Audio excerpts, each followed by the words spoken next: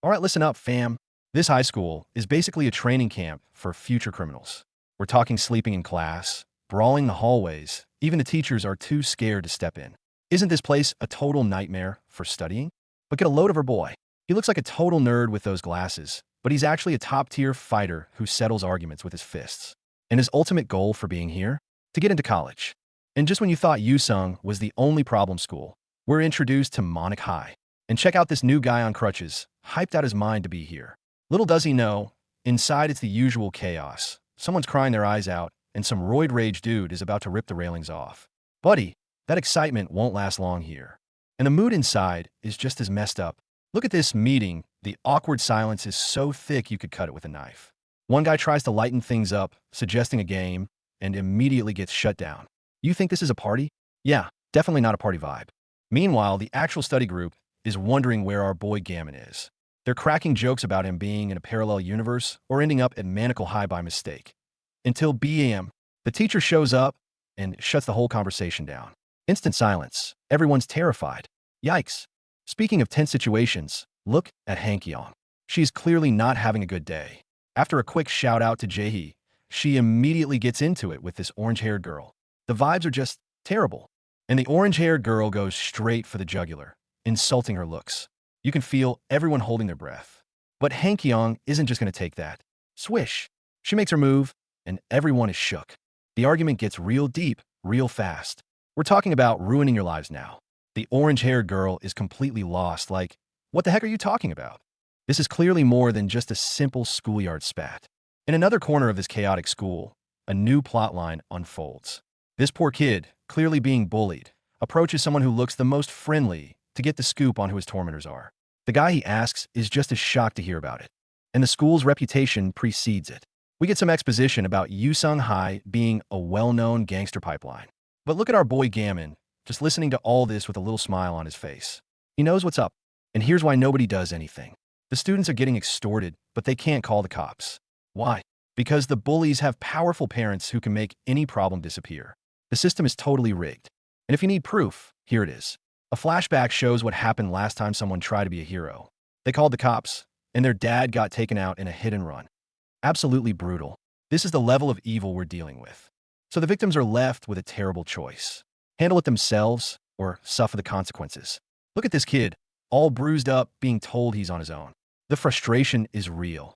How are you supposed to study in this environment? The feeling of helplessness is everywhere. But just when they thought things couldn't get worse, they realize their school is right next to Monic High. The look on their faces says it all. Out of the frying pan, into the fire. Let's check back in with our excited new kid on crutches. He's finally inside Monic High, but it's dead quiet. The place is a mess. Graffiti, broken windows, and are those bloodstains? This is getting creepy fast. And this kid's thought process is hilarious. He sees the blood and thinks, wow, they must be studying until their noses bleed. College prep is war. This dude is on another planet. My guy, you are in serious danger. And who do we find wandering these haunted halls? It's our boy Gammon. He's here for a club exchange event and is politely asking for directions. The locals, however, are looking at him like he just grew a second head. They're not buying his friendly act for a second. Gammon introduces himself, and the whispers start immediately. Yusung High, that's the gangster school from Incheon. They're trying to figure out his angle. Meanwhile, the big boss of this school is literally sitting on the toilet, completely clueless about what's going down. And just in case Gammon forgot what kind of place he's in, we get a brutal reminder. This poor kid gets called over and immediately gets his face stomped into a desk. This is the welcome committee at Monic High. Naturally, they assume our boy Gammon is here for a turf war. Are you here to expand your territory? They ask him. Look at Gammon's face. He's just like, huh? I'm here to study. They're blocking his path, trying to intimidate him. They have no idea who they're messing with. And they're not asking questions anymore. This dude literally grabs a fire extinguisher and tries to bash Gammon's head in. Invitation my ass, he yells. Okay, so the club exchange was definitely a lie. But wait, just as the extinguisher is about to connect, someone else jumps in with a flying kick, sending the attacker flying. An unexpected ally? Or is something more complicated going on here? The plot thickens. Wait a minute, it's the naive kid on crutches. He's the one who jumped in, and now he's holding a pair of broken glasses, saying a real student would never treat their glasses this poorly. He's a fighter with a code of honor. I like this guy. It turns out, this isn't a study group at all.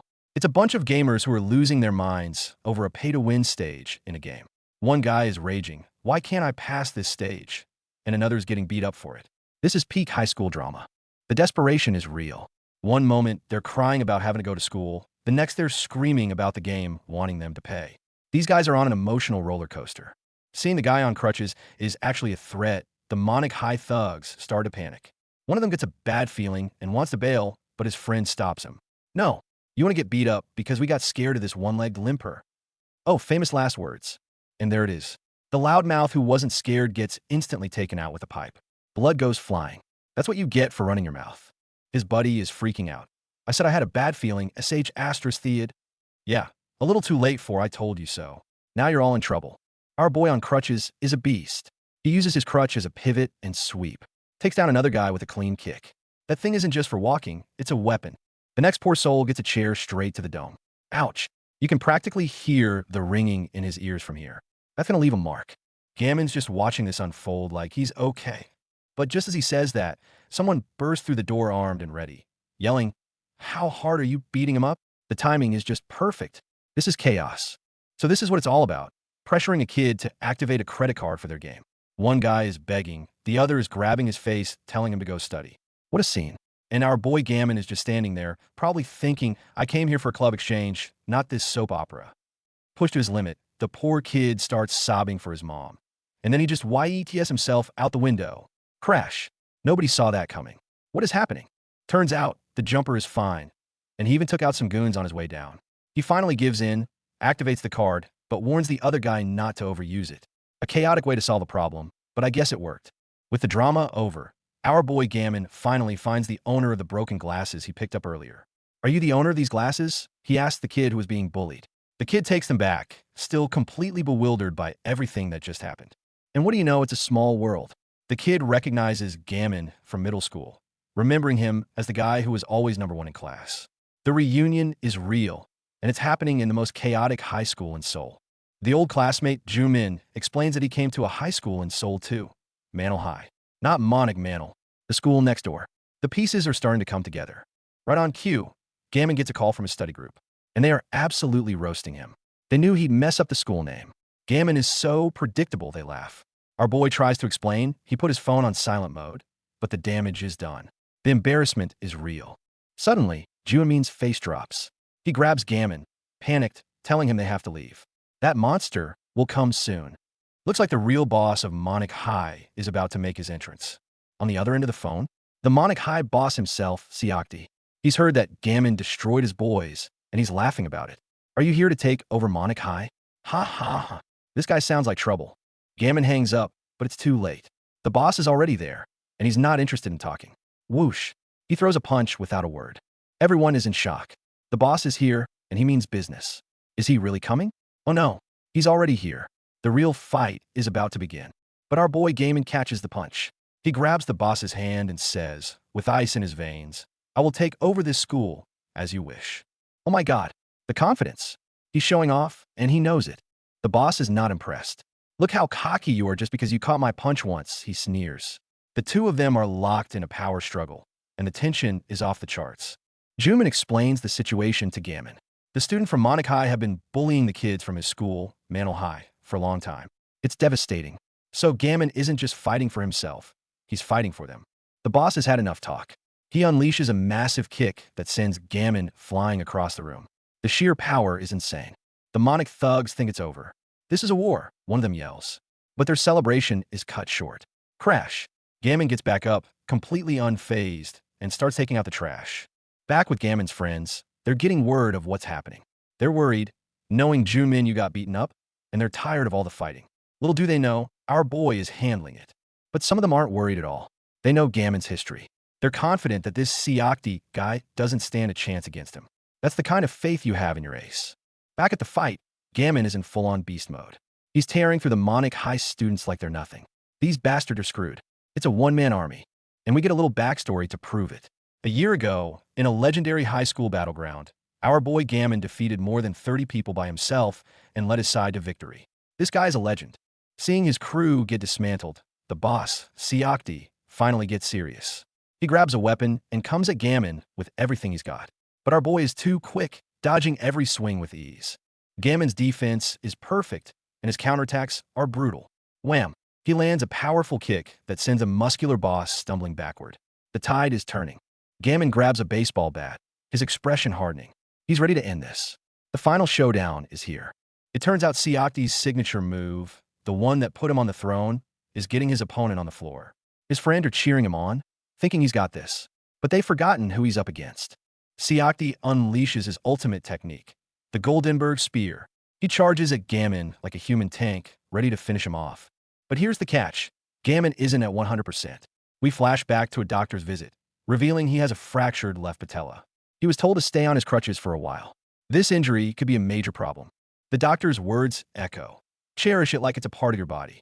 But in the heat of battle, Gammon has to move. Snap! The sound of his knee giving out is sickening. This could be the end. But this is our boy we're talking about. He grits his teeth through the pain and unleashes the doctor's forbidden tactic. First move. He uses his own crutch as a weapon and brings it down hard on Seokti's head. One-hit knockout. That's how it's done. With the fight over, Gammon and Junmin start to leave. But Junmin calls out to him, stopping him in his tracks. He's got something to say. Junmin confesses that back in middle school, he was jealous of Gammon. But after coming to high school and realizing how big the world is, he understood. He finally admits that he looked up to Gammon. He tells Gammon, "You were my idol." Even though Junmin is now first in his class with a perfect score, he knows Gammon's strength is something different entirely. Meanwhile, back at Yusung High, the study group is waiting. The whole crew is there, and the vibe is surprisingly wholesome. They're all glad to have Gammon back.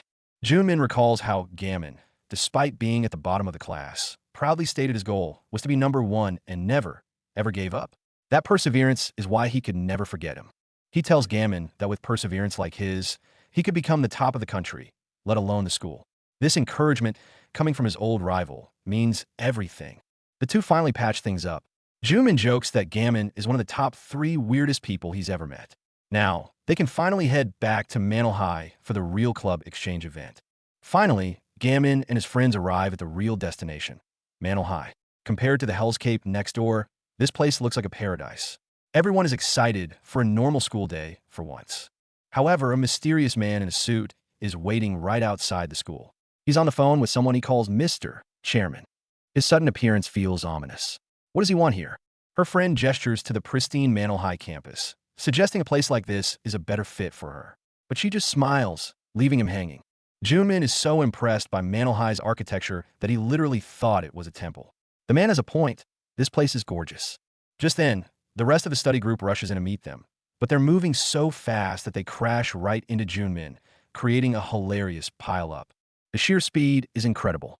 They're like human torpedoes. There's no stopping this level of chaotic energy. And the result? A massive crash landing. Everyone is on the floor. You just have to laugh at the absurdity of it all. As Gammon helps Hankyung up, she has a complete internal meltdown. A 4.0 GPA, student like me fall for a thug. No way, she thinks. Oh, the denial is strong with this one. The fangirling is real. The Manhwa High students are laughing at the Yusung crew, calling their school a dump. But Gammon's friends know the truth. Despite his appearance, our boy is serious about studying. They got his back. The club exchange meeting finally begins, and it's surprisingly productive. The Yusung crew is learning a lot from the Manhwa High students, how to manage their time, how to support each other. It's genuinely inspiring.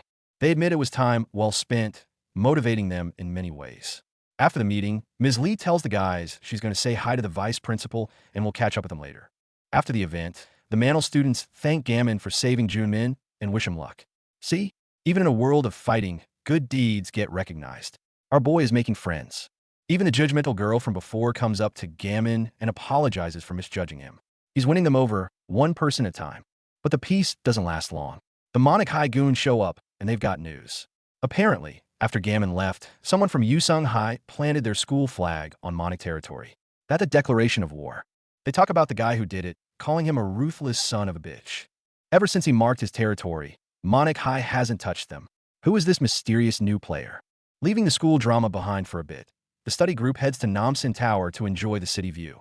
Seeing the beautiful skyline makes them even more determined to get into a university in Seoul. They even buy a lock to put on the famous Namsan Lock Bridge, writing their collective goal. Let's go to college. It's a cheesy but heartfelt moment for the whole crew. Meanwhile, Ms. Lee is venting to her friend. She's complaining about everything. The kids who don't listen, the vice principal who looks down on her, how the school is a mess. The stress of working at Yusung is clearly getting to her. But then she admits, I'm a mess too. It's a moment of vulnerability, and the two of them connect over their shared struggles. The study group caps off their perfect day with a group selfie, immortalizing their bond and their promise, symbolized by the orange lock hanging on the bridge. Let's go to college. Yusung's study group. But time moves on. We jump to August, and as Gammon is running to greet his friends, the narration drops a bombshell. That day, Ms. Lee left us. After Ms. Lee's departure, our boy Gammon throws himself into training. He's pushing his body to the limit, doing intense pull-ups on the playground every day, channeling his energy into getting stronger. His hard work is paying off. He's moving with incredible agility, pulling off acrobatic flips with ease. The progress is insane. An onlooker can't help but be impressed. Nice! The school security guard has become Gammon's #1 fan. He watches him train every day, full of praise. He asks about Gammon's leg, and our boy confirms he's all recovered. The guard is amazed by his youthful vitality. The guard worries Gammon's mom will scold him for training so hard. Speaking of which, we cut to Gammon's mom, who's getting ready to leave on a business trip to the US. It's time for a heartfelt goodbye. His mom gives him the full checklist of instructions.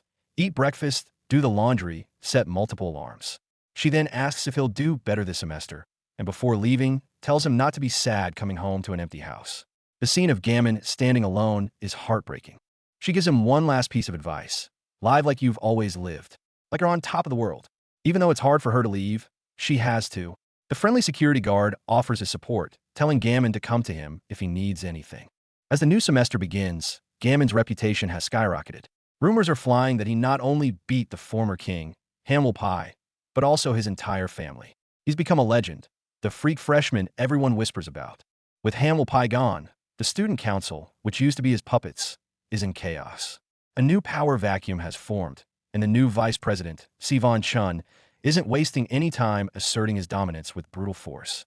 This new VP, Sivan Chun, is absolutely ruthless, beating a student bloody right in the hallway. It's clear that Yusung High isn't going to find peace just because one tyrant fell. Another has already risen. But at least around our boy, things are looking up. The former delinquents are now reformed, cheering him on to study hard. There's a sense of peace at Yusung High, with no more ties to outside bad influences. Gammon thought that with things finally calming down, he could start studying seriously under Ms. Lee. Or so he thought. A sudden turn of events is about to shatter his peaceful school life. The news spreads like wildfire through the school. Students are running around, whispering in disbelief. A teacher breaks the news officially. MS, Lee quit her job. Everyone is in shock. Gammon immediately tries to call Ms. Lee, but her number has been disconnected. The new homeroom teacher confirms it. She quit without a word, even changing her number. This doesn't make any sense. The whole class is buzzing about the sudden change. Especially for the top student, Hamin Kim, this is a huge blow. Gammon watches her, a complicated expression on his face, knowing how much Ms. Lee meant to her. Thinking back, Ms. Lee went through so much at this school. She endured threats and hardship, but never gave up. Why would she quit now, when things were finally starting to get better? It's a mystery. The study group refuses to believe she quit just because she was tired. Her staunchest defenders scream that she would never do such a thing. They're convinced there's more to the story. As the students argue about what really happened, the new homeroom teacher, Mr. Sukyong introduces himself. Will he have the answers they're looking for? The new teacher confirms their suspicions. Ms. Lee was forced out. He tells them to keep a secret.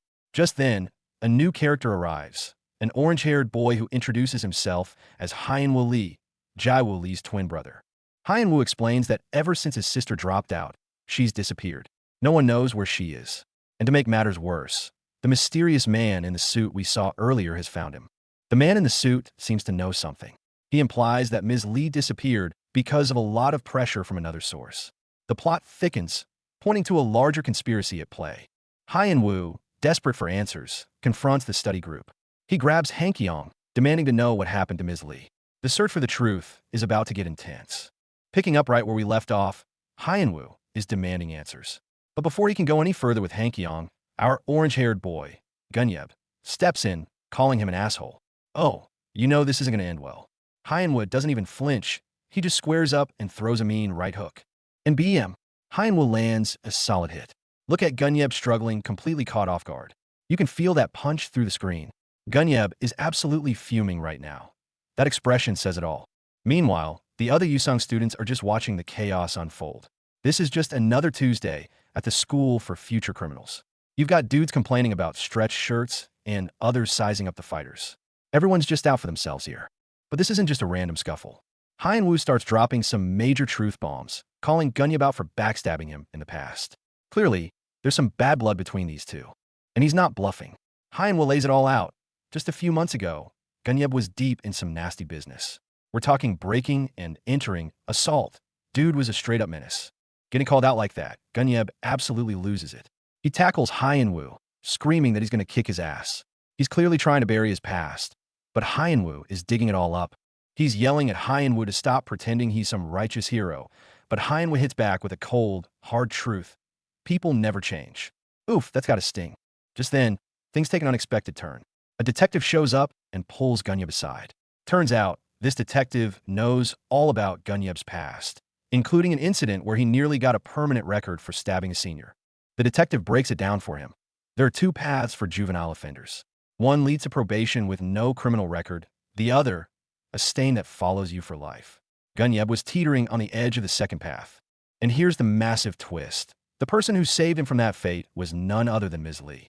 She was the one writing petitions, vouching for him, and giving him a second chance when no one else would, even when it put her in danger. And hearing this, Gunyeb just breaks down. The very person he's been fighting against is the one who saved his future. He bolts, screaming for his teacher. The guilt is hitting him like a freight train. And who does he run into? Hyun-woo, of course. But this time, the fight is different.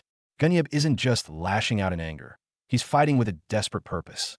You can see the fire in his eyes. Even Hyun-woo can tell something's changed. He notes that Gunyeb is completely different from the last time they fought. Gunyeb declares he has no choice but to take him down and make him talk. The stakes just got a whole lot higher. Look at him go. The attacks are relentless, fueled by regret and a burning need for answers. Every punch feels like he's trying to smash through his own past to get to the truth. And the final blow, slam. You can feel the impact reverberating.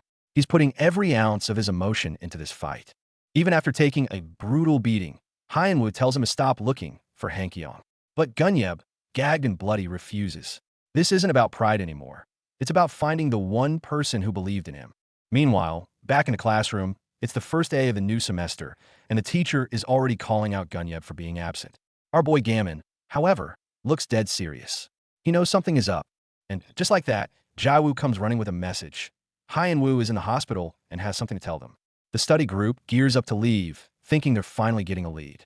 Little do they know, things are about to get a whole lot more complicated. Just as they're heading out, BAM, a whole new crew blocks their path. And who are they looking for? Our boy Gammon, of course. It's like they say, trouble comes in waves. And look who's leading the charge. A new face, Dojin-woo. Our boy Gammon looks stunned.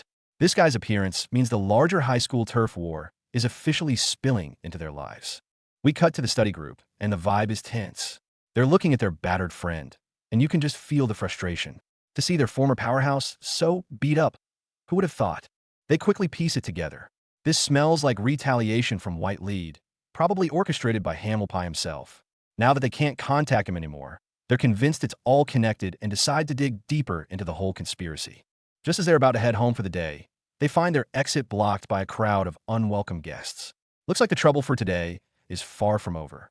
And this new crew is clearly not here to make friends. They're instantly hostile, acting like they own the place. The tension in the air is so thick you could cut it with a knife. Turns out, these guys are from Hyukchang High, known as the North White Lead. The high school scene in Incheon is split in two. The North, ruled by Young Hyun-ji, and the South, which used to be Hamilpai's territory. This is a full-blown gang war. While the North was united by charisma and loyalty, Hamilpai ruled the South with an iron fist, crushing anyone who dared to challenge him. But now that Hamwol is gone, a power vacuum has formed, and the North is moving in to claim the territory. Faced with this new threat, some of Yusung's own heavy hitters are getting restless. There's talk of reforming the old Yansa trio. After all, they're seniors now. It's time to step up. And look who's gathered.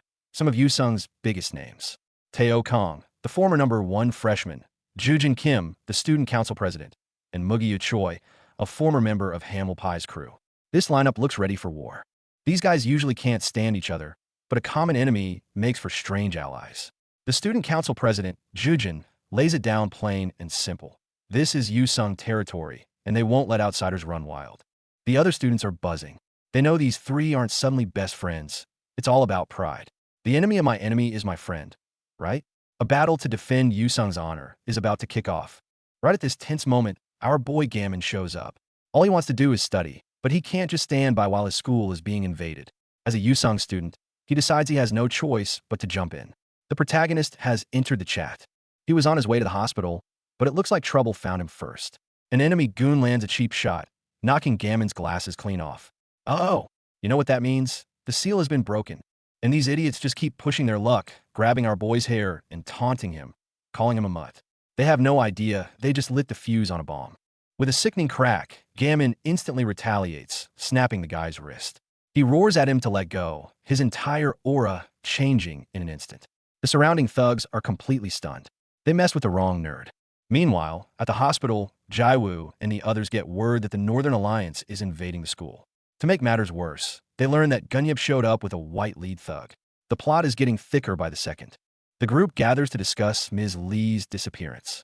It seems she had some serious dirt on a powerful figure, meaning her vanishing act is way more than simple retaliation. Gunyeb, feeling responsible for getting her fired, is overwhelmed with guilt. Right then, Gammon arrives at the hospital.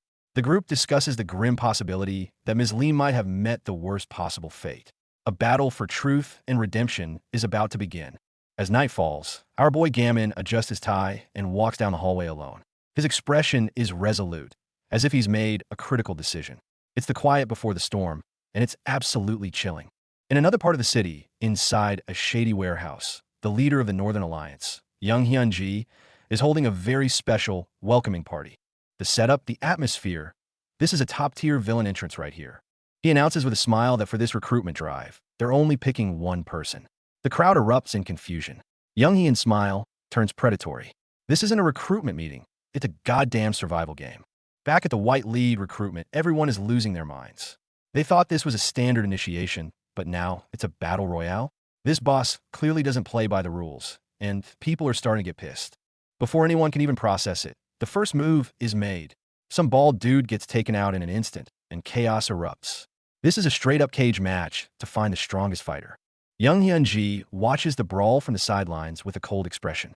His intentions are crystal clear. He's not looking for a bunch of grunts. He wants one true monster. This brutal selection process has just begun. Cutting back to the school, a frantic Jaiwoo runs up to Gammon, asking what the plan is. Gammon says he's going to find Gunyeb to get some answers, but Jaiwoo immediately challenges him. How are you going to do that? Do you even know where he is? Just then, Gammon spots two familiar faces in the distance. They're from Hyukchang High, former members of the White Lead Army. Looks like if they want to lead, they'll have to start with them. The study group tries to follow them sneakily, but they end up running right into them. The situation gets incredibly awkward, and everyone just freezes on the spot. Turns out, the Hyukchang High guys are also feeling the heat from the Northern Alliance. They explain that the leader, Young Hyun, is making aggressive moves, trying to take over all of Incheon.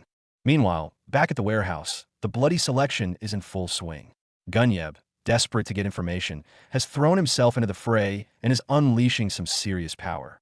But he soon finds himself cornered by a tougher opponent. The guy grabs him, lecturing him about how someone so desperate for survival should give the seniors a chance. Talk about a guilt trip. Gunyeb isn't buying it for a second. He responds with a powerful kick that sends the guy flying. If you want to survive here, you do it with your own fists, not by begging for scraps. After a brutal battle, Gunyeb is one of the last men standing. And that's when Young Hyun-ji makes his grand entrance. This is the leader of the Northern Incheon Alliance, a dangerously ambitious figure. Gammon and his friends recognize Young Hyun instantly. They ran into him at the construction site before and could tell even then that he wasn't on the same side as Hanwol Pai. Now it's clear, he's an even more formidable enemy. The guys from Hyukchang High reveal their backstory. They were delinquents trying to turn their lives around, but the rise of the Northern Alliance has dragged them back into the fight. Jaiwoo can't help but sweat, realizing how serious this is. We cut to the hospital, where Hyunwoo is having a heart-to-heart with a girl he's close with. He seems stuck on the idea that people don't change, but she pushes back, telling him that's just an excuse people make when they fail. She encourages him, saying that deep down, people want to change but are afraid to try. As long as there's someone who believes in you, there's always hope. Her words are like a ray of light cutting through his cynical worldview.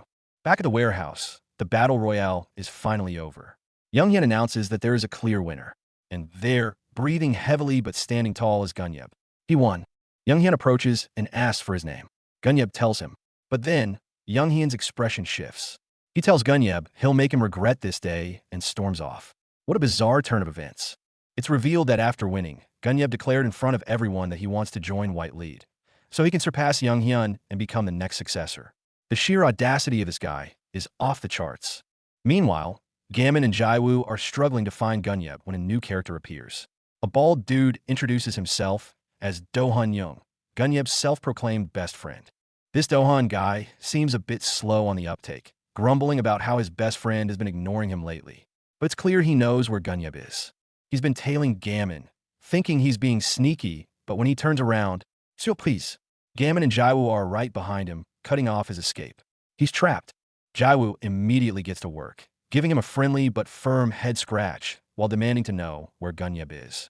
Looks like this best friend isn't getting out of this alley until he spills the beans. Under pressure, the guy suddenly snaps, screaming, "I don't know," at the top of his lungs. This reaction is so over the top. He's either a terrible liar or genuinely clueless. Gammon sees right through it and calmly says, "If you're really his friend, you wouldn't want him to go down the wrong path, would you?" Do-hun just scoffs at this and turns the tables, asking Gammon, "Have you ever truly wanted revenge on someone?" He then launches into his twisted philosophy on revenge, claiming that being a friend means supporting whatever they want to do, even if it's self-destructive. Jaewoo can't take it anymore and calls him out, yelling that what he's describing isn't friendship, it's just pure selfishness. Despite getting chewed out, Do-hun seems proud of himself, thinking he stood his ground and didn't betray his friend. But one look at Jaewoo's face tells you this conversation is far from over. Gammon cuts right to the heart of it, stating that letting a friend walk into their own destruction is neither friendship nor loyalty. That comment seems to finally hit a nerve with Do-hun. Finally, a mysterious figure appears and gives them an address, a construction warehouse in Goyan. It seems this is where Gunyeb is hiding out. A major confrontation is now inevitable. Meanwhile, in a car somewhere, Young-hyun is laughing his head off. His subordinate asks what's so funny, and he explains how amusing he found Gunyeb's bold declaration about surpassing him. Turns out, his subordinate was watching Gunyeb closely the whole time and overheard his entire insane speech about wanting to join White Lead. Young-hyun is genuinely intrigued by this audacious newcomer. He chuckles, saying no one has ever had the guts to say they want his position to his face, which makes him want to take Gunyeb under his wing. But his right-hand man raises a valid point. What if the kid is holding a grudge and is here for revenge? Young-hyun's smile becomes much more calculating. He admits that he once considered killing a higher-up in the organization himself. He knows that someone with a grudge is capable of anything. He's both amused by and wary of Gunyeb. Cutting back to Gammon, we see him sitting alone against a wall, lost in thought. Jaewoo and the others find him and try to get him to go home. But the look on Gammon's face says it all. His mind is already made up. He flashes back to his first day at Yusung, when everyone treated him like an outcast. He remembers that feeling of isolation and helplessness, and he doesn't want Gunyeb to go through it alone. Just then, the two goons from Hyukchang high spot him and yell, "Gammon!" There he is. Startled, Gammon immediately gets up and chases after them. He has to get a Gunyeb before they do. But it's too late. The crew has already found some other students and are mercilessly beating them down. Their goal is to eliminate anyone who might get in their way. Finally, they corner Gammon in an alley. "You're the last one," the leader says coldly. It looks like a big fight is unavoidable now. Facing a whole gang of thugs, our boy Gammon and Gunyeb stand back to back, not a hint of fear in their eyes. The enemies are telling them to get lost if they don't want to get hurt. A 2 versus many showdown is about to begin. These guys think they can win with sheer numbers, attacking from both sides. But they are seriously underestimating our protagonist's power. This is going to be fun to watch. On the other side of the brawl, Gunyeb confronts the suit-clad guy who once gave him a ride. Gunyeb is furious, demanding to know why he beat up Hyunwoo, but the man remains calm, as if nothing happened. Nearby, someone starts to sow doubt. Can Gammon really handle that many guys? Another scoffs? Then how about 100? And right on cue, an absolute flood of enemies pours in from all directions. The man in the suit seems to have anticipated this. He just picks up Gunyeb, throws him on his motorcycle, and prepares to bolt. What is this? Is he trying to ditch his allies? Gunyeb thinks the guy is just trying to stop him from forming his study group. But the truth is revealed. They're also looking for Ms. Lee. It turns out they were on the same side all along, just going about it the wrong way. The misunderstanding is finally cleared up. Meanwhile, Young Hyun's purple-haired subordinate starts spilling the beans to Gammon about Ms. Lee's disappearance. It seems he knows the whole inside story. But before he can reveal the truth, the goons swarm them. Gammon is completely surrounded by enemies armed with pipes and bats. It's time for him to go into beast mode. A quick dodge, a swift chop. Gammon's movements are clean and precise, taking down an enemy in a flash. His power level is off the charts. This is a completely one-sided beating. In front of Gammon, these thugs are like paper tigers, getting torn apart effortlessly. He's got his protagonist halo on full display, and it is a glorious sight. Another flying kick, another one down. Gammon moves through the crowd like a whirlwind, an unstoppable force. This isn't just a fight, it's a performance. Everywhere he goes, bodies hit the floor. Gammon has only one goal: break through the encirclement, find Gunyeb, and get the truth. He screams Gunyeb's name as he fights, sprinting towards the motorcycle. He knows he's running out of time. Just as Gammon is about to catch up, a white car comes screeching out of nowhere and slams right into the motorcycle. The impact sends Gunyeb and the driver flying. Lying on the ground, barely conscious, Gunyeb's thoughts drift to Hankyong. It's revealed that over the summer, she was investigating the death of Gammon's mother and stumbled upon another related truth. There's a much larger conspiracy at play here. He finally manages to utter the words, "She died." This statement seems to refer not just to Ms. Lee, but maybe to Gammon's mother as well. Hearing this, Gammon looks absolutely thunderstruck. Gammon's mind flashes back to all his moments with Hankyong, her bright smile, her kindness. He can't believe that she could be caught up in all of this danger. And who was driving the car? None other than Young Hyun's crew. It seems they've been watching this entire time. All roads lead back to the leader of the Northern Alliance. Outside the warehouse, Young Hyun's men block Gammon's path, telling him this is a private white lead meeting. The woman in the orange jacket in the car seems to be a key player in all this. The woman looks at Gammon with contempt. "You're a study group, so go study," she says, warning him to stay out of their business. Jaiwoo is fuming, but Gammon remains eerily calm. He's processing everything. In the dead of night, Gammon and Gunyeb stand side by side. Faced with an overwhelming enemy and a seemingly endless darkness, they don't back down. A long, unending battle awaits them. This fight isn't just for their friends or their teacher.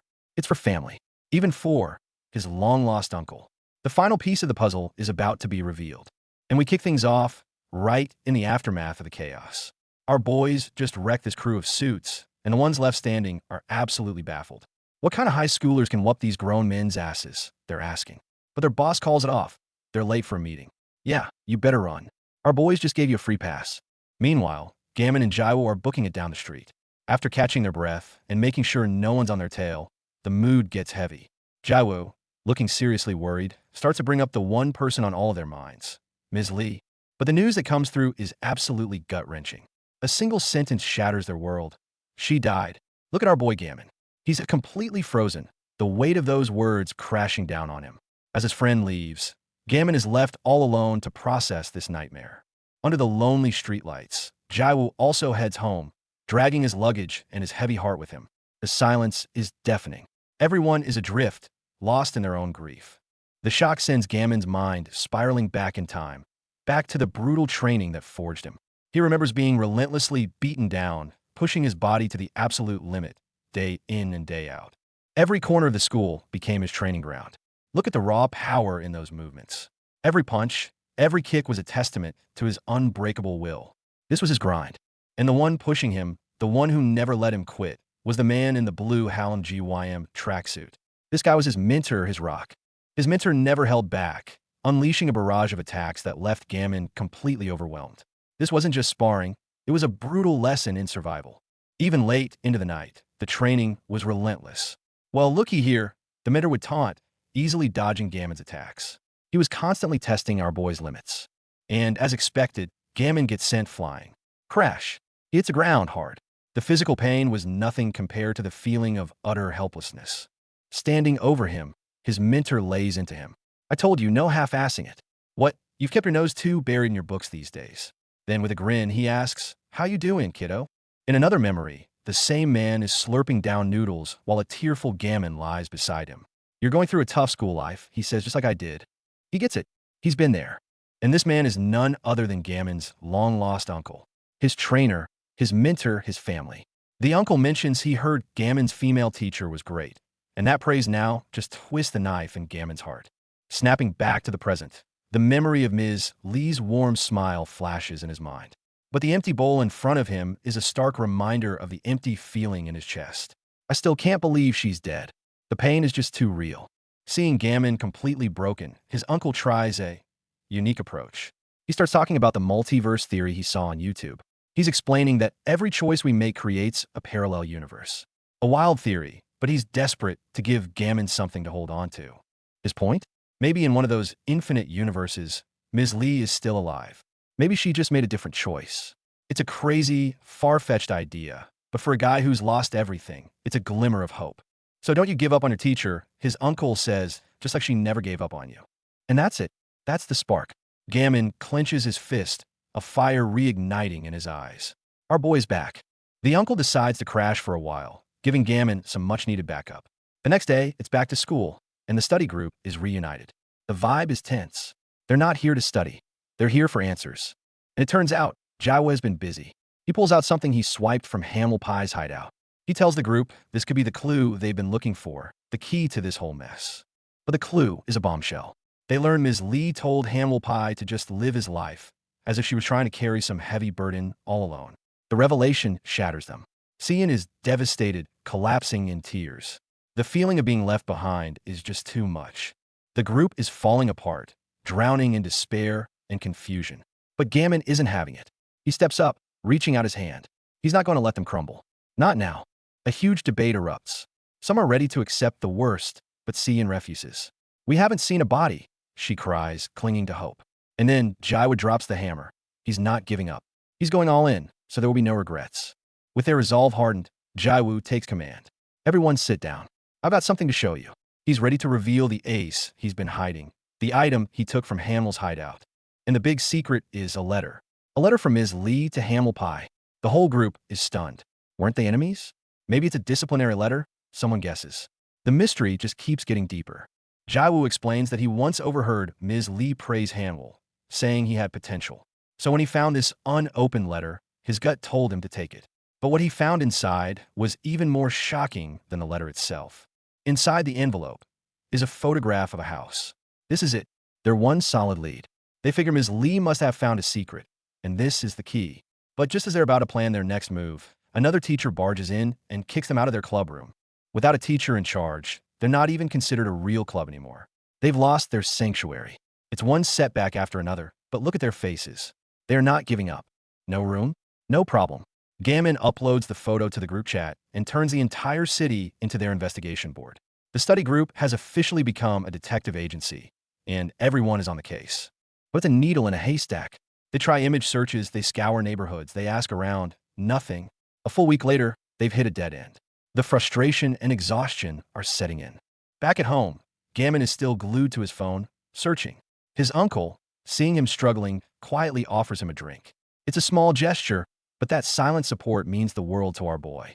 While walking, Gammon thinks he's finally got a lock on the location via Street View, but the angle is all wrong, blocked by another building. And then, the ultimate frustration. Just as he's about to pinpoint the address, his battery dies. You have got to be kidding me. Just as Gammon's phone dies, and he's left stranded, a breakthrough happens elsewhere. One of the other group members recognizes the building in the photo. "I know where it is," he exclaims. "It's near where I used to work part-time." The hope is back. Their very own human GPS offers to lead the way, joking that Gammon will owe him dishwashing duty for a month. With the mood lifted, they set off immediately. The mission is back on, but this is Yusung High territory. Trouble is never far behind. On their way, they get cornered by a bunch of punks from another school. You can just feel the tension escalating. A fight is brewing. These guys are clearly looking for a fight, and they've got their eyes on Gammon. The leader starts running his mouth, and before you know it, thwack. Gammon's friend is on the ground, and Gammon is still recovering from his last big fight. He's not at 100%. The bald dude sees his chance and moves in for the kill. This is not looking good for our boy. But just in the nick of time, slam, someone comes out of nowhere and completely demolishes the attacker. One entrance. Who is this mystery savior? Gammon and his friend are stunned. They have no idea who this guy is. An ally? Another student from Yusung? The questions are piling up. Meanwhile, let's check in with the competition. We're introduced to the Northern Alliance, a massive gang that's been conquering the city district by district. And their second in command just announced their next target, Yusung Hai. And yes, they've heard all about Gammon, the Four Eyes who took down the legendary Hamel Pie. Some of them are scoffing, but the leadership knows he's not to be underestimated. Turns out the bald dude from before was one of their lieutenants. The alliance leaders are now arguing. Some wanted to attack Yusung immediately, others preach caution. The tension within their own ranks is thick. Their leader puts an end to the bickering. We've just been watching and waiting, he says, for the new number one, Gammon, to show some initiative. Oh yeah, our boy is on the radar of some very dangerous people. The leader lays down the law. No one attacks Yusung without his say-so. Gammon isn't somebody you guys should look down on, he warns. Especially if you get your ass beat and tarnish the name of the Northern Alliance. You hear that? That's respect. But of course, there's always one hothead who won't listen. The bald guy isn't taking that disrespect lying down. He starts making calls, planning to go back to Yusung to get his revenge behind his boss's back. And who do they find lurking around? The blue-haired dude who saved Gammon. Looks like round 2 is about to begin. The bald guy immediately starts running his mouth, throwing insults and provocations. But the blue-haired kid isn't fazed at all. He fires right back with ice-cold confidence. And you can tell he means business. Just as things are about to pop off, the blue-haired kid's friends tell him to stand down. They turn to leave, but the bald guy mistakes it for weakness and starts taunting them. Big mistake. Because the next thing you know, slam, he gets tossed like a rag doll. Who the fuck are you? He grunts from the floor. The kid's response? Me? An idle trainee until this very moment. An idle trainee? This guy is full of surprises. And get this. This idle trainee is Sivon Chun, the student council president of Yusung High. He's here to stamp out the trash outside the campus. The power this guy radiates is unreal. Since when are student council presidents this badass? Sivon lays out the options. Want to fuck off now, or fuck off after I beat your asses? The choice is theirs. The Northern Alliance thugs are completely shook. They had no idea Yusung High was hiding a monster like this. The bald guy clearly chose poorly. He charges in, yelling, and gets absolutely dismantled by Sivon. It's not even a fight, it's a demolition. Crack. The sound of bones breaking echoes as Sivon tears through them. These guys, who thought they were hot stuff, are getting utterly humiliated. The student council president is cleaning house, and he's not even breaking a sweat. And here's another twist. It turns out Sivon used to roll with Minwan Ma, one of the former top dogs of the school. This guy has some serious history. The plot just keeps getting thicker. Gammon and his guide watch the entire beatdown happen, completely stunned. They just witnessed the student council president single-handedly wipe out a squad from the Northern Alliance. Yusung High is a whole different level of crazy. With the detour officially over, Gammon helps his friend up. Time to get back to the mission. They're still looking for that building. And finally, they've found it. The building from the photograph. Exactly like in the photo, right? It's a place called Chance Therapy. This has to be it. But what secrets are hiding inside? Gammon confirms with his uncle. They are absolutely sure they came to the right place. Little do they know, they've already been spotted. They've just walked right into the lion's den. As expected, the moment Gammon and his uncle show up, they're surrounded by lookouts. Who are you? They demand, trying to act tough.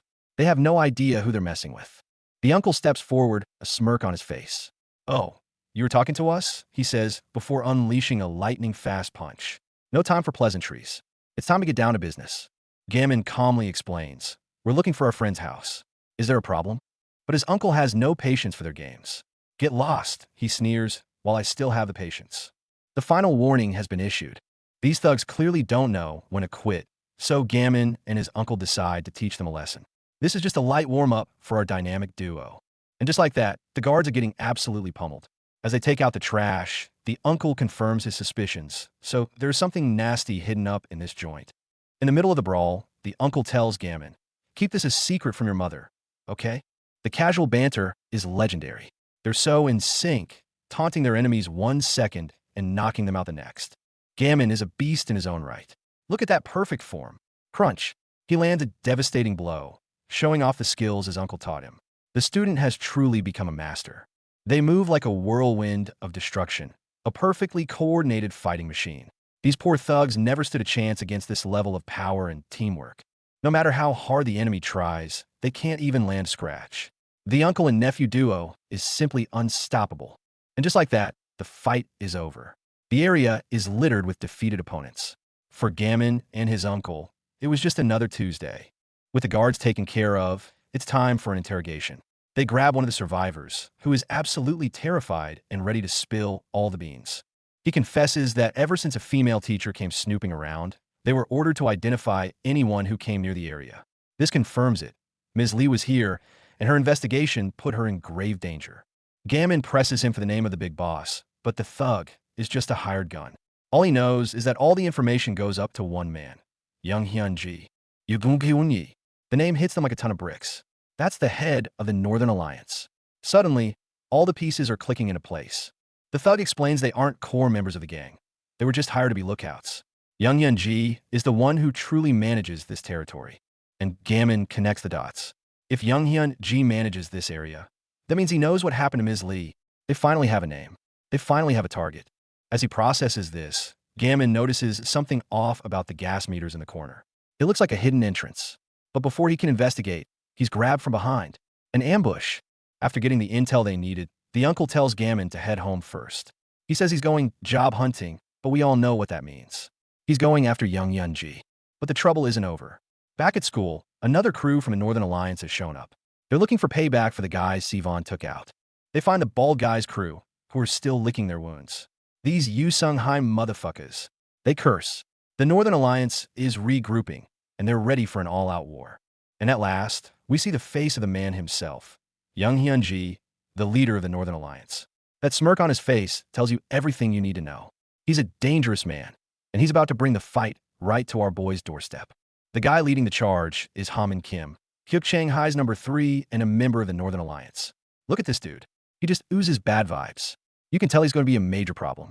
And it turns out he has a history with one of the study group members, Hak Jin-hyo. A flashback to middle school shows Hamin for what he truly is, a vicious bully, pouring milk over a kneeling student's head. This guy is pure evil. Now, reunited in high school, Hamin picks up right where he left off, taunting Hakjin about his past, calling him Minwon, Ma's little follower. The psychological warfare is real. And when words aren't enough, he lets his fists do the talking. Smack! He viciously strikes another student, showing absolutely no mercy. Hakjin and his friend are completely outmatched. Hamin toys with them, beating them down with brutal efficiency. It's a one-sided massacre. Laughing like a maniac, Hamin declares war.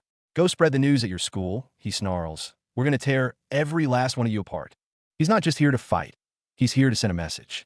When the beaten and bruised students stumble back to the study group, Jaiwoo is enraged. What the hell happened to you? He demands. The battle lines have been drawn. Jaiwoo is ready to go on a warpath, talking about giving them his signature Junli kick.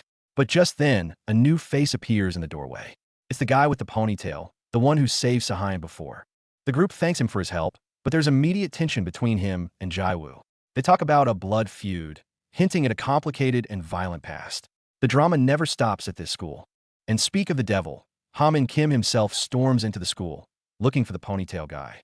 What the fuck did you do to my boys from Hyuk Shanghai? He screams. The confrontation is happening right here, right now. It turns out our ponytail hero had stepped in and disciplined some of Hamin's crew when he caught them bullying another student. So now it's personal. A massive brawl is about to break out in the middle of the hallway. But the Northern Alliance's invasion has an unintended effect. It's uniting the students of Yusung. They're tired of being pushed around. What goes around comes around, they shout. The sleeping giant is waking up.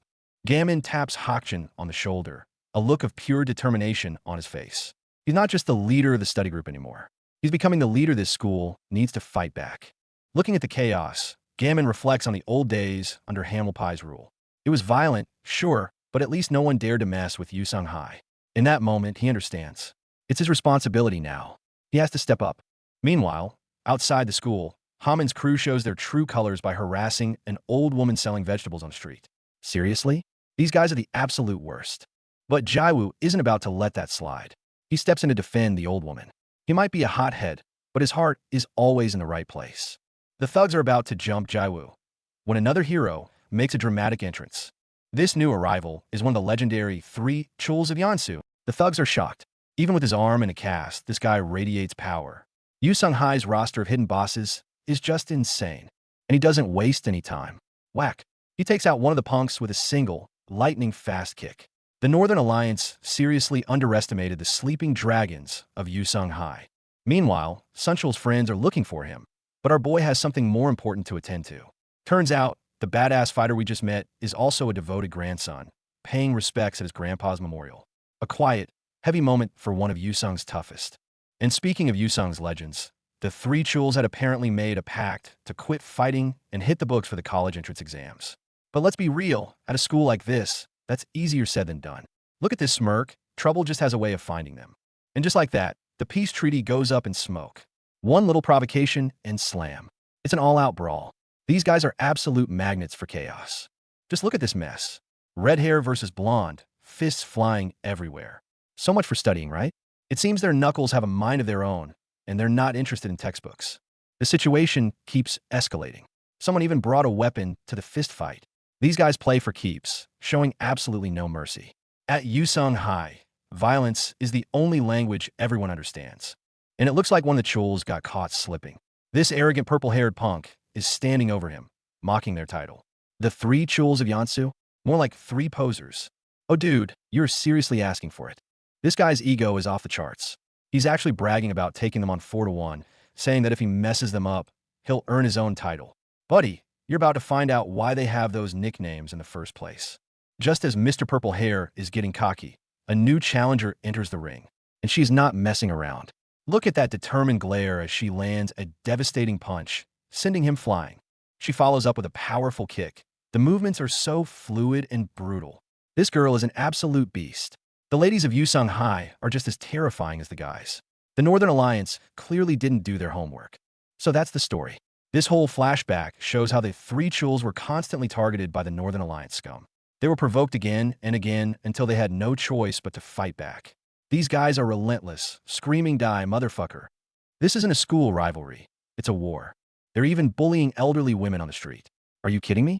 These guys are the lowest of the low. That's a line you just don't cross, and they've officially pissed off the wrong crew. You mess with one of them, you mess with all of them. The sound of bones cracking fills the air as our boys unleash hell. This isn't a fight anymore. It's pure retribution. Everyone's pushed to their absolute limit, and the inner beast is unleashed. That roaring tiger isn't just for show.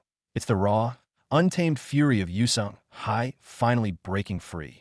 And we're back to the present fight. Sunchul, still nursing that injured arm, is taking on the purple-haired punk, Hakjin. It's a tough matchup, but look at his eyes. There's zero fear in them. Even with one arm out of commission, Sunchul's fighting instincts are off the charts. He takes a hard hit, but immediately resets his stance, ready for whatever's coming next. Sunchul admits to himself this is tougher than he thought, but he's not backing down. Meanwhile, Hakjin is starting to sweat. He can't figure out how a guy with a busted arm is still putting up such a fight. He senses victory is close, but a seed of doubt has been planted. Hakjin's cronies are cheering him on, telling him to finish the job. But the pressure is getting to him. He's terrified of losing, of the humiliation. And in that moment of hesitation, Sunchul makes his move. Here he comes. Don't fucking chicken out. Sunchul roars as he closes the distance, putting everything he has into this final charge. BLAM, a clash of pure will. But while Sunchul's fight rages on, we cut to another scene, and it's not looking good. Huang Dao, another of the three chuls, just got taken out with one punch. Holy crap. The Northern Alliance has their own heavy hitters, and this guy means business. The Northern Alliance immediately starts gathering their forces. Turns out, this was no random encounter. They got a tip that Yusung was coming for them. This whole thing was a setup, a preemptive strike. Even on the ground, Wang Dale's still got that fighting spirit. But the guy who beat him says something shocking. At Yusung High, he's not even considered a contender. Is he being humble, or is Yusung just that stacked with monsters? The power levels are insane. Let's rewind to 1 hour ago. The girls from the study group were planning to hit a cafe, but the session gets called off. Why? Because the boys have something to take care of. Look at the girl on the right. She's so over it. The blood feud drama is just another Tuesday at Yusung High for her. Our boy Gammon is heading out, turning down his friend's offer to come along. He glances at a concerned text from another buddy, a quiet reminder of what he's fighting for. The chance for them all to just study in peace. He made a promise to protect the study group, a promise he intends to keep no matter what. This isn't just a brawl, it's a battle to defend their dream. Even with Hanwell gone, his presence is still felt. Gammon's determination is unwavering as he tells his friends, I'm going to make good on that promise. He's all in. And another one joins the cause. This orange-haired dude, Mugia Choi, has his own score to settle with the guys who broke his arm. Then I'm coming with you. The fellowship is growing. Well, look who decided to show up. It's the student council president, Sivan Chun, just casually lurking. This guy is a total wild card, and his sudden appearance adds another layer of mystery to this whole situation. Sivan might talk a big game about not wanting to be president, but his actions speak louder.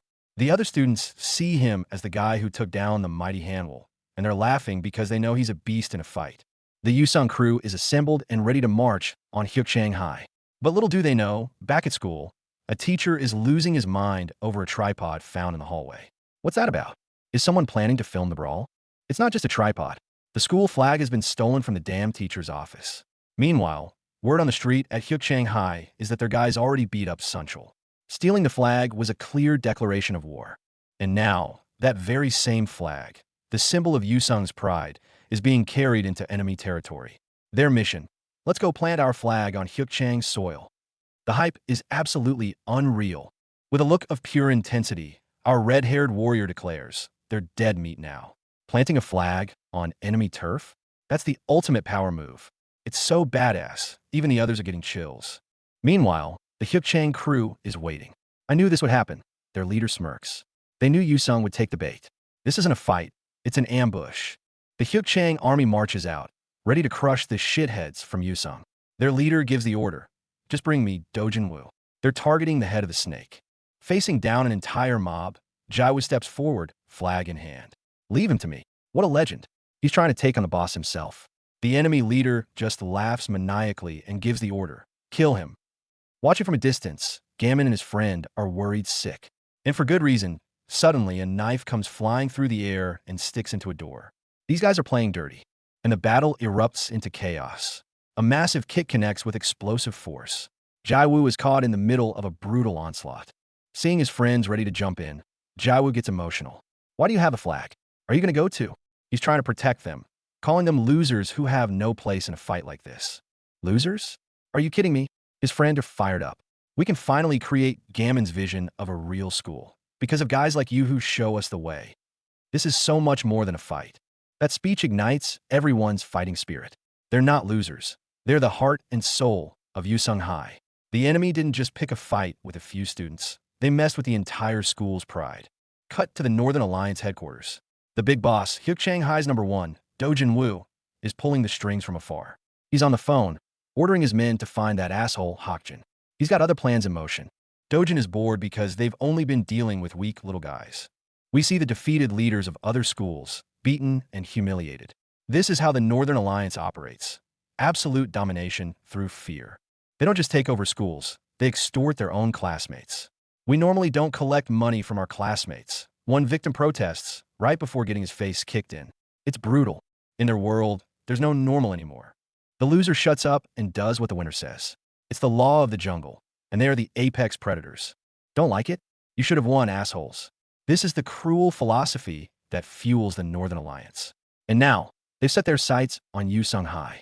When news of the Yusung raid arrives, the entire Hyukchang student body gets hyped for a war. Yeah. And on the other side, our main trio from Yusung finally arrives on the scene. It's about to go down. Jaiwoo's fighting prowess leaves the onlookers completely stunned. Oh shit, was he always such a good fighter? Yep. You guys seriously underestimated the dragons of Yusung High. He's using the flagpole as a freaking bow staff. Whoosh. Crack. He's tearing through them with skill and precision. That's not just a flag. It's a weapon of mass destruction in his hands. Crack. Another devastating blow lands perfectly. You can practically feel that impact through the screen. Jaiwoo is on fire today, an unstoppable force of nature. And get this, the narration reveals his specialty is actually kicking. Knee strikes, front kicks, axe kicks. He's a master of them all. He's been dominating this whole time without even using his best weapon. It turns out Hyukchang's strategist, Yuk Baek, predicted all of this. He knew Yusung would come to rescue their friend and set up this entire test for his army. This is a battle of wits as much as it is a battle of fists. And this Yuk guy isn't just smart. He's a monster in a fight, taking down an opponent with a knife like it's nothing. Nah, it's your ass that's gonna get beat. This guy is the real deal. Yuk has Jaiwoo completely figured out. He knows guys like him never go back on their word. So he plans to use Jaiwoo's self-imposed rules against him. If I use that to my advantage, I'm going to come out on top. It's a psychological attack. And his fight IQ is off the charts. As Hank Young and Huang Dao watch, they realize he's damn good at picking up fight patterns. Yukin isn't just reacting. He's downloading Jaiwoo's entire moveset. He exploits an opening and brutally throws Jaiwoo down a flight of stairs. Then he taunts him. So, you're not going to use your hands no matter what. He's testing his resolve, trying to break him mentally. Jaiwoo is pushed to his limit, but he sticks to his guns, or rather his feet. He relentlessly pursues Yukin, who just keeps dodging and mocking him. You can beat me with just your feet? But while Jaiwoo is focused on Yukin, another enemy ambushes him with a flying kick from above. Oh no, they're ganging up on him. He's completely cornered. And this new guy is a total pragmatist. Who cares if I win with just my feet? All that matters is that I win. He's throwing Jaiwoo's honorable code right back in his face, making him tremble with rage and frustration. Just when things look hopeless, the cavalry arrives. Huangdao and Hankyong are here. The rest of the Yusung crew has finally caught up, and they are not about to let their school flag fall. We're here to defend our school pride, Huangdao declares, sending a punk flying. So we can't have our school flag lying on the ground. Damn right, that's the spirit. Wangdel's raw power is just insane. Look at him, swinging two guys around like they're nothing. That's what you call absolute dominance. Airplane, he yells, calling out the boss, Dojin Wu. I don't need no warm-up. Come out and fight me. The sheer audacity. That's the Yusung style right there. And right on cue, our boy Gammon and Mugyu join the fray. Seeing this all-star lineup, the Hyukchang thugs finally get it. No wonder they had the balls to send just 4 guys to our school.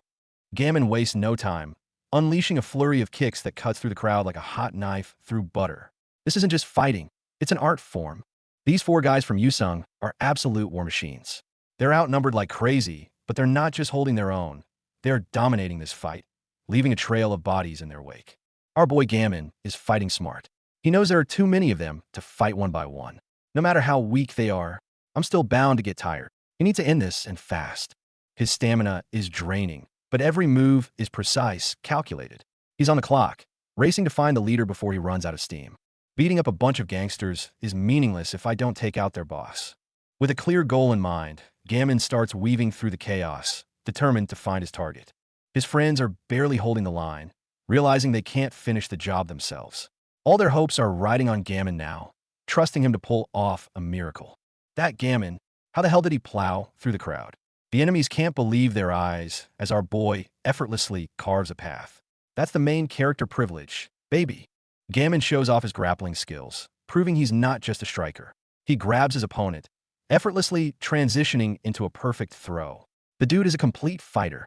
Meanwhile, Mugyu is having the time of his life, pulling off a clean sweep kick while yelling, I like women. Okay dude, good for you? A little random, but the kick was definitely good looking. Every member of the Yusung crew is a certified beast in their own right. They're not just fighting, they're putting on a clinic of carnage, and the enemy is getting schooled. Look at the power behind that kick. Gammon literally shatters the pavement with the impact, the shockwave sending him sliding back. This dude is a walking weapon of mass destruction. And finally, Gammon comes face to face with one of Hyukchang's lieutenants, the muscular De Solhuang. You can tell just by looking at this guy, he's a total powerhouse. Another one of the enemy lieutenants is in disbelief. So just 2 guys caused this much damage. That's right, buddy. You're learning a valuable lesson today. Quality over quantity. Everyone hold up. Huangdao Haiyong is thinking. His crew immediately stops, showing a surprising amount of discipline. This guy clearly commands a lot of respect. We get a crucial flashback from a former enemy, who warns his friend with dead seriousness. Never, ever, get tangled up with this kid named Gammon Yun from Yusung High. I fought the 4 Eyes twice and got fucked up both times. He's the best of the best. The hype continues. It's like his abilities transcend the boundaries of ordinary men. Gammon's reputation clearly precedes him. The status of Yusung High is about to change, and he's the catalyst. Back to the fight, Gammon lands a lightning-fast punch right on the money. Crackle. The look on his opponent's face is pure shock. He never even saw it coming. Gammon is now facing off against De Sol Huang's brute strength, and it's a tough matchup. This is a classic battle of power versus technique. De Sol tries to get under Gammon's skin, mocking him and asking if he's scared. He's trying to provoke him, but our boy remains cool as a cucumber, analyzing his opponent. He keeps pushing, asking why Gammon is looking for his boss, Manhwa. He's digging for information, trying to find a weakness. But Gammon's face remains an unreadable mask. In a moment of bizarre calm before the storm, Gammon genuinely expresses concern for his opponent's yellowish skin, suggesting he see a doctor. The guy's explanation? He ate too many tangerines. You can't make this stuff up. The friendly banter is over. Now don't go whining about being sick or anything after I beat your ass, Desul warns. And come at me. The real fight begins now. As soon as Gammon makes his move, Desul recognizes the style. That stance, it's the same as Sunchul Kim's, a martial art from Chinatown. The plot thickens. These guys have a shared history. That's right. Gammon confirms it with his fists. That's kung fu.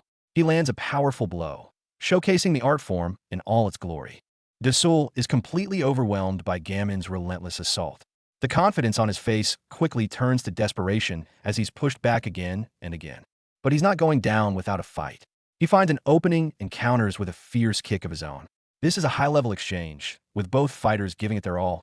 Desul goes on the offensive, screaming insults about Gammon's master. What the fuck you gonna do? He's trying to get a reaction, to break Gammon's concentration with personal attacks. He continues his trash talk, claiming Gammon's master was just some lucky punk who shot a guy with a real gun once. He's trying to tear down the legend, piece by piece.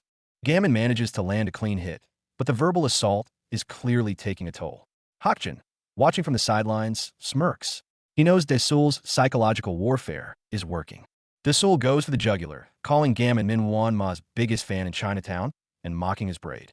He brings up the poor bastard Min Wan shot and killed, twisting the knife with a sadistic cackle. And then he crosses the line, bragging about how he fucked the sister of the guy their master killed. The disrespect is staggering. He's just a genuinely horrible person. He couldn't even finish his sentence before Gammon's fist connects. You can feel the rage behind that punch. No more techniques, no more strategy, just pure, unadulterated anger. Gammon absolutely snaps. He takes Desul to the ground and just starts hammering him with punch after punch. Slam! BLAM. This is a beatdown fueled by righteous fury. Desul is completely broken, forced to retreat. But Gammon is relentless, chasing him down like a predator hunting its prey. There's nowhere to run. Meanwhile, the other fight is still raging. Huangdao is facing Hyejin, who is quick but lacks punching power. Hyejin's goal isn't to win, it's to stall for time. Hyejin's strategy pays off. He dodges an attack and finds an opening, landing a clean hit that sends blood flying. Even a powerhouse like Huangdao can be taken down with the right technique. Hyejin expertly counters Wang Dul's brute force, using his opponent's momentum against him to lock in a submission. Crack! Huangdao is slammed to the ground, his glasses sent flying. A brilliant display of skill over power. And now we learn the truth about Hakjin, Hyukchang's number 3. He's a true sadist who takes joy in watching people suffer, both physically and psychologically, because he literally cannot empathize with pain. That's why he's so damn tough to beat. No matter how many times I knock him down, he just doesn't stay down. He's like a cockroach that just keeps coming back, because pain means nothing to him. The tide of battle has turned. The Yusung crew is in deep trouble, facing opponents who are not just strong, but psychologically twisted. They've been caught completely off guard. Look at the faces of our boys. Pain, desperation, and fear. This battle to protect their dream has quickly turned into a desperate struggle for survival.